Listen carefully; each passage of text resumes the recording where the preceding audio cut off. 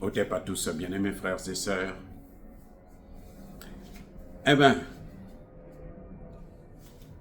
ce que l'Ukraine a fait, ces dernières attaques, depuis dimanche jusqu'à aujourd'hui ou hier, avec le pont de Crimée,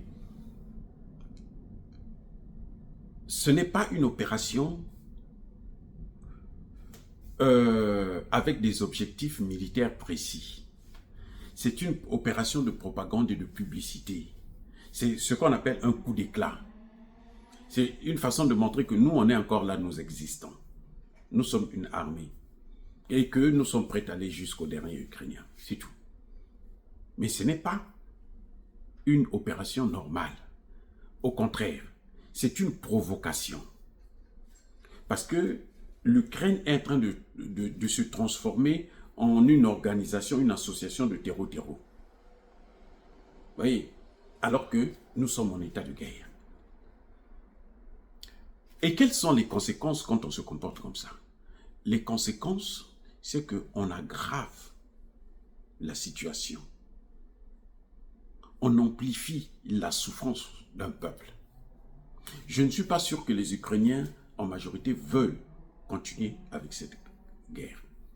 Ils veulent plutôt la paix.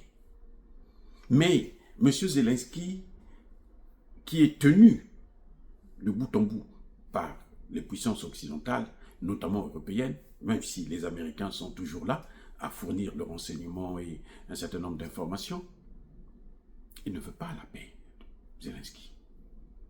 Il ne veut pas la paix. Ce qu'il a fait, là, la Russie n'a pas encore répondu. Mais déjà, la Russie continue avec les opérations. On voit que la Russie occupe encore plus de villages. La Russie avance encore plus rapidement. Et pire, c'est qu'un des alliés, notamment la France, vient de perdre 50 mercenaires à Odessa. Ce que, vous savez, pour attaquer le pont de Crimée, eh bien, les Ukrainiens sont partis depuis Odessa. Donc, l'Ukraine est en train de dire à la Russie que le Donbass, là, ça ne suffit pas pour toi. La Crimée, ça ne suffit pas pour toi. Il faut que tu prennes aussi Odessa. Ne soyez pas surpris que Poutine décide d'arriver jusqu'à Odessa, jusque même aux portes de Kiev. Eh oui, ne soyez pas surpris. Parce que plus cette guerre va durer, plus l'Ukraine va agir de façon terreau-terreau, eh ben, c'est clair que les conséquences seront dramatiques pour l'Ukraine elle-même. Les amis, ça fait longtemps que Poutine veut la paix. Mais il a des conditions de sécurité qui doivent être respectées et que n'importe quel État peut comprendre. C'est une puissance, il n'a pas besoin de l'élargissement de l'OTAN à l'Est. Si l'OTAN continue à s'élargir, ça va continuer comme ça.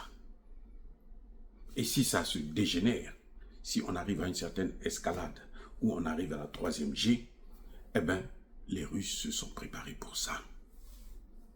C'est ça que les Européens ne comprennent pas. C'est ça que Macron ne comprend pas. Et Macron a un problème, c'est que lui n'a pas d'enfants. Il ne sait pas comment on fait des enfants. Il ne sait pas comment on fait les bébés. Il n'en a pas. Il n'a pas pu en avoir. Parce que c'est un double sim. Donc, quand c'est double sim, c'est pas évident d'avoir des enfants. C'est pas évident. Dieu ne te donne pas des enfants. C'est pour ça que vous voyez, tout ce qu'il est en train de faire là, c'est ça. Les amis, M. Trump devrait pleurer, comme Zelensky pleurait hier. Parce qu'il a perdu 50 mercenaires à Odessa. Eh oui, 50 mercenaires. C'est vrai que les propagandistes ne veulent pas en parler, mais tôt ou tard, les familles de ces victimes-là, de ces mercenaires-là, un jour parleront. Et là, nous autres, là, nous n'aurons que, eh ben, on va seulement rigoler. On ne va même pas pleurer parce qu'on ne peut pas pleurer pour des gens qui nous massacrent nous-mêmes. On ne peut pas pleurer pour nos bourreaux qui eux-mêmes ont des problèmes. Donc, on va les observer.